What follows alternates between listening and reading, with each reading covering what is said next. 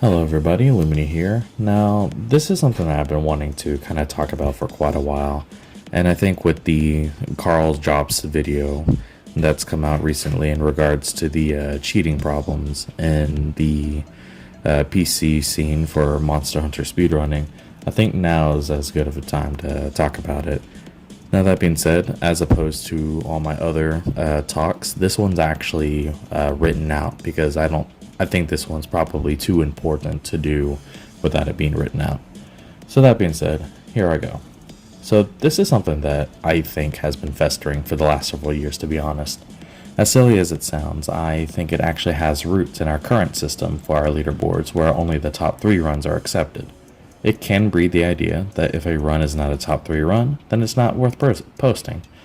Then add in the growth of the popularity of the speedrunning scene as a whole, where you can achieve a much larger following than before due to charities like Games Done Quick.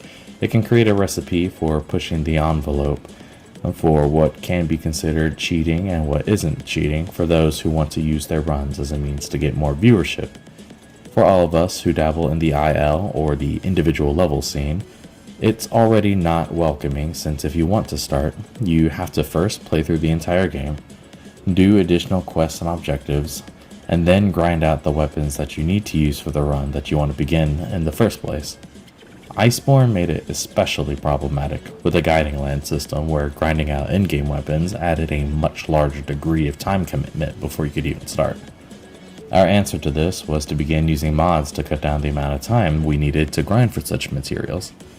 This in itself is not inherently bad, since this actually has no bearing to the outcome of our runs, but it does plant the seed as to what else can be cut out to help reduce the amount of grind needed. We then started looking at spawns, so that way we can focus more on the actual fight itself as opposed to resetting every single time the monster spawns over in Narnia. And then we started looking at HP pools, so that way we can comfortably say that we achieved the fastest time we could, because we weren't screwed over for not having 1/3 or 1/5 luck. We all consider this to be okay, because this was in the realm of what the game deemed as legal. When you have this, and then you add a competitive edge to it, people will always naturally begin to look towards what they can possibly do to increase that edge over other people, and to keep that advantage so that way you can stay on top. Spawns, HP pools, and, well, now AI manipulations are sneaky because they all go over the average layman's head. Spawn and HP pools can always be excused with constant grinding and just playing really hard with the luck that you have. But then you have AI manipulation mods. This is the one thing that really pushes the PC speedrunning scene into a state of constant suspicion.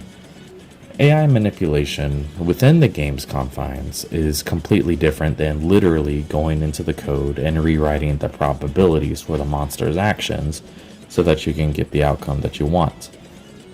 In-game AI manipulation takes a lot of game knowledge and skill to perform that, which is still a part of the game.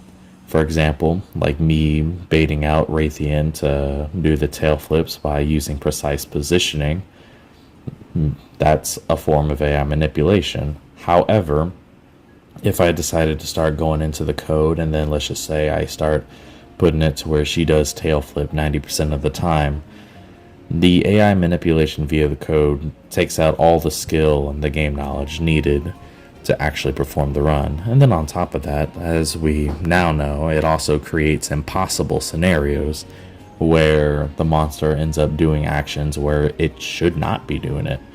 I mean, after all, Raytheon does not do a tail flip 3 times in a row. And then to run with the excuse of, well, I'm not the only person who's doing it, the people around me are doing it too. This is not an excuse.